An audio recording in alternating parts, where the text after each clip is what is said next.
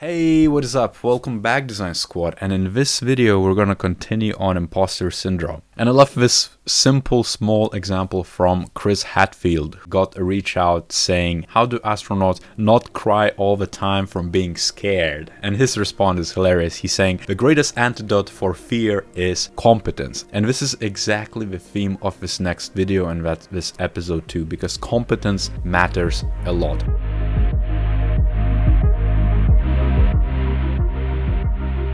And talking about competence to begin with, let's just dive into Dunningkruger Effect. It's basically stating people ultimately who are very new to UX, they feel very confident in their skills very quick. So they might just watch a couple of videos and they think they can do everything. A lot of people who just, let's say, get out of, let's say, boot camps or like intensive courses, they're all gonna be on that mountain, on that peak. But hey, what comes next after they peak, that kind of like quote-unquote Mount Stupid, is a valley of despair, because they roller coast down into the valley where they don't feel like they know enough, or somewhere they just might make a mistake which is going to be critical, and their social interactions and the performance and everything in between will falter because they just might not know enough to succeed. And this is why the Dunningkruger effect and the curves are the best way to explain the imposter syndrome, the fear, and why do you need competence. Because to begin with, in your career, you're always gonna go through those steps. It's unavoidable. When you learn the new skill, you think that you are the crap and you can do whatever you want. You're like unstoppable. But as you go and as you learn more specific bits, you kind of understand that there is just thousands of nodes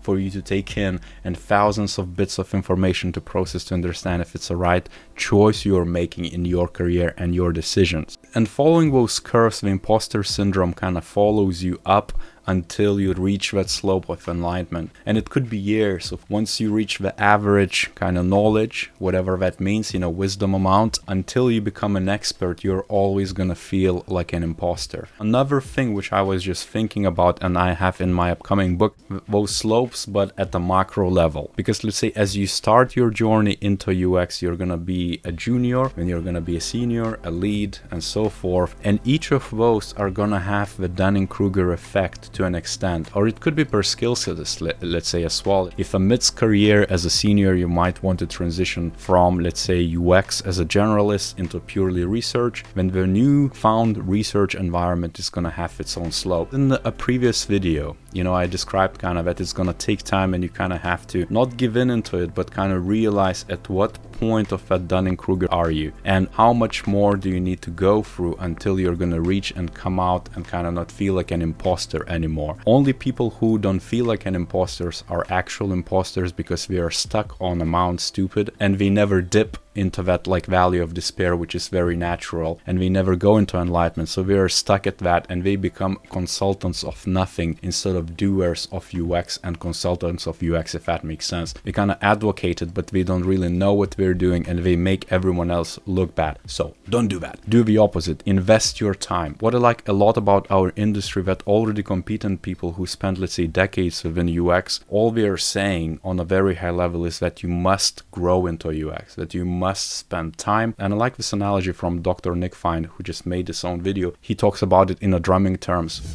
You have to learn a whole bunch of different skills and practice them and get them practiced in the actual environment. There's no shortcut to that. There's no way you can get good at UX in any form if you haven't done it a lot. Anyone who tells you differently is lying to you. Look at all the seniors and the leads out there who you respect, who do really good work. They've all got 10 years on them. And even then, no one's expert in this, and that's the real truth. I've got some expertise, some specialist subjects that I'm really good at, but even still, I'm constantly learning. The technology is constantly moving. So like drums, if somebody said to you, I can put you on a boot camp to teach you how to play like Steve Gadd or Jeff Porcaro or John Bonham within 2 weeks or 8 weeks, that's never going to happen.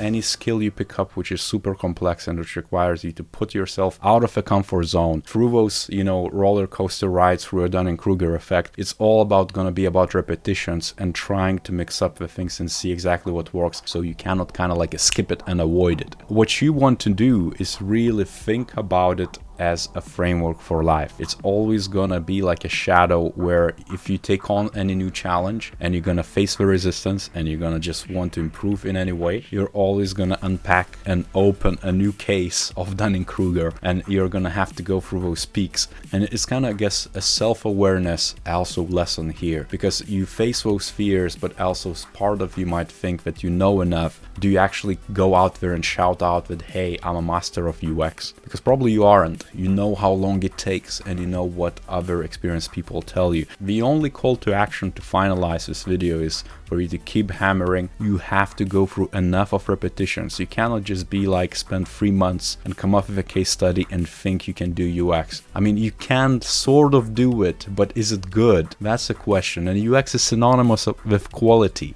of understanding the users, the research you do, and then produce things. And if it's not quality, if it's not top notch, you're not yet a professional UX designer. Even if some people might pay for those services, you can always do better and you can always improve. So think long term, become more competent, and then imposter syndrome is gonna fade as you proceed. It's as simple as that. If you like this video, give a like, subscribe to this channel if you haven't done so. Oh, by the way, and check other videos. I always leave them floating around. And on that note, I'll see you next time.